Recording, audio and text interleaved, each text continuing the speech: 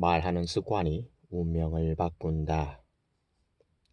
레스 기블린 지음, 리앤 북스.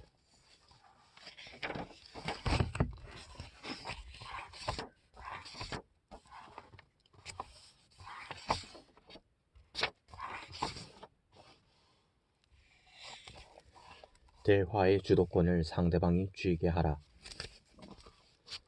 어떤 얘기든 다른 사람과 대화를 나눌 때는 꼭 잊지 말아야 할 것이 있다. 내가 그 사람을 만나 처음 꺼내는 얘기 속에 상대방이 가장 듣고 싶어하는, 그 사람이 가장 흥미있게 생각하는 내용이 반드시 담겨 있어야 한다는 점이다. 그렇다면 상대방이 가장 듣고 싶어하는 내용은 과연 어떤 것일까? 바로 그 사람과 관계가 있는 그 사람에 관한 얘기다. 상대방이 내가 자주 만나는 사람이냐 아니냐는 그다지 중요하지 않다. 중요한 것은 상대가 누구든 그 사람을 만나는 순간 내가 꺼내는 첫 마디 속에 그 사람 자신이나 그 사람 주변에 관한 얘기가 반드시 들어있어야 한다는 점이다.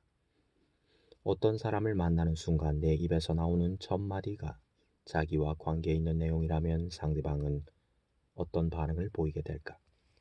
틀림없이 내가 하는 말에 귀를 솔깃해하지 않을 수 없을 것이다.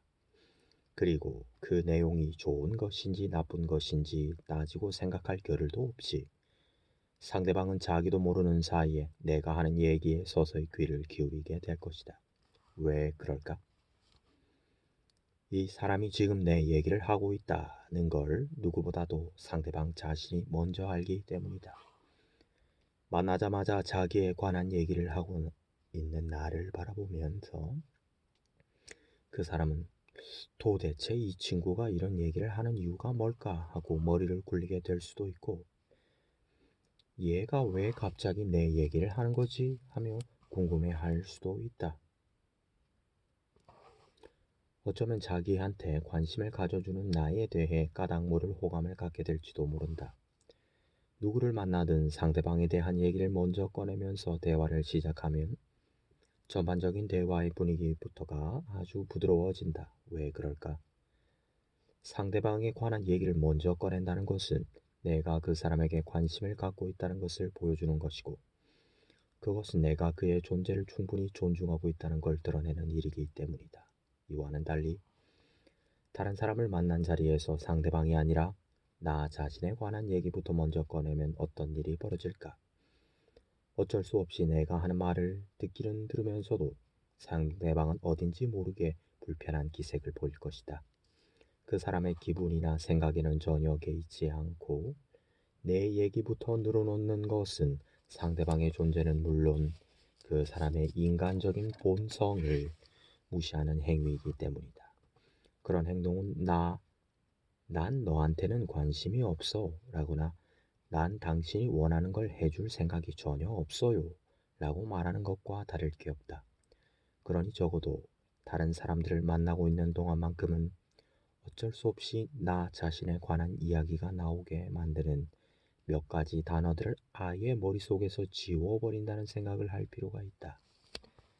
나이가 어리든 많든 상관없이 대부분의 사람들은 말을 시작할 때 자기 중심적이거나 자기 주도적인 단어들을 무심코 문장의 맨 앞에 갖다 붙이는 버릇이 있다. 내가, 나는, 저는, 우리는 같은 단어들이 바로 그런 것들이다. 물론 내가 갖고 있는 생각이나 신념 같은 것을 확실하게 보여줘야 할 필요가 있을 때는 그런 단어들을 동원하는 것도 괜찮다. 하지만 상대방으로 하여금 내 생각이나 내가 하고자 하는 얘기에 호감을 갖게 하고 싶다면 나 자신을 먼저 앞세우거나 내 주장을 강요하는 그런 표현들은 가급적 피하는 게 좋다. 나 자신을 먼저 앞세우는 말보다 훨씬 더 강력한 힘을 가진 단어들은 얼마든지 많다. 그런 단어들 가운데서도 대표적인 것이 바로 너, 당신, 선생님, 어르신 같이 상대방으로 하여금 문장의 주어를 먼저 차지하게 하는 말들이다. 몇 가지 예를 들어보자.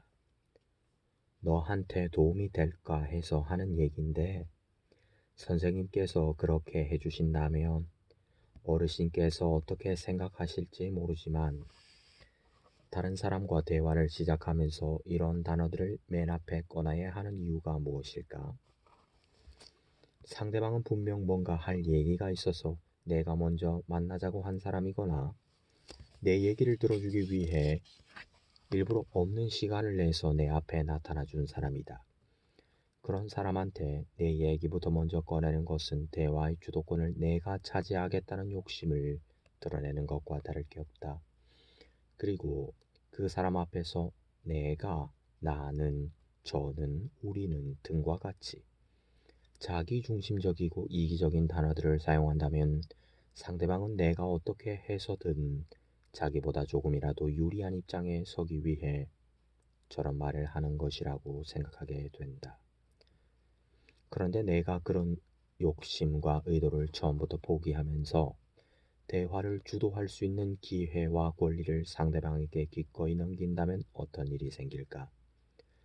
자기를 먼저 생각해주는 내 마음가짐과 배려에 감동한 나머지 자기 쪽에서 먼저 대화의 분위기를 좋은 방향으로 끌고 가기 위해 노력할 것이다. 그뿐이 아니다. 나중에 자기가 알고 있는 사람들 중에서 만날수록 기분 좋은 사람이나 매력적인 사람을 꼽으라고 했을 때 그는 나와의 대화를 떠올리며 주저없이 내 이름을 맨 위에 적어 넣을 것이다.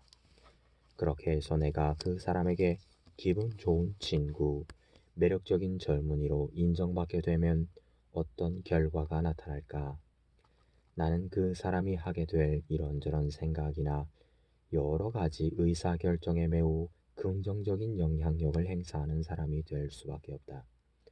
물론 그런 사람이 되는 것이 생각처럼 간단한 일은 아니다. 그리고 그렇게 되기 위해선 오랜 기간에 걸쳐 꾸준한 자기 훈련과 노력이 필요한 것도 사실이다. 하지만 그런 노력의 결과는 내가 상상하는 것 이상으로 큰 보상이 되어 돌아올 것이다. 다른 사람과 대화를 하면서 그 사람이 자기 자신에 대해 갖고 있는 이기적인 관심을 잘 활용하는 방법에는 여러 가지가 있다. 그 중에 하나가 바로 상대방으로 하여금 먼저 자기 얘기를 하도록 유도하는 것이다.